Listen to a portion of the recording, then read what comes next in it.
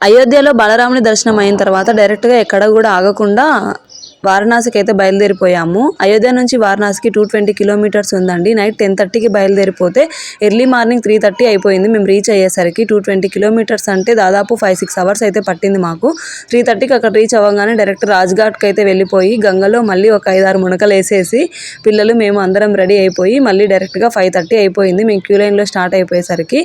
వారణాసిలో శివయ్య దర్శనం అయ్యేసరికి దాదాపు 11 అయింది మార్నింగ్. అప్పటి వరకు కూడా ఏమీ తినకుండా క్యూ లైన్లోనే అలానే ఉండిపోయాము. వారణాసిలో కూడా చాలా చాలా చాలా ప్రశాంతంగా గడిచిపోయిందండి. లైఫ్లో ఒక్కసారైనా కాశీ చూడాలంటారు.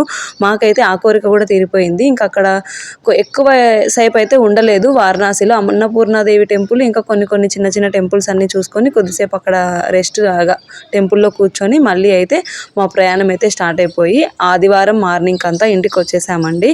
మొత్తానికైతే మా ట్రిప్ అయితే ఇలా గడిచిపోయింది. ఇంకంతే ఈ వీడియో. Bye bye.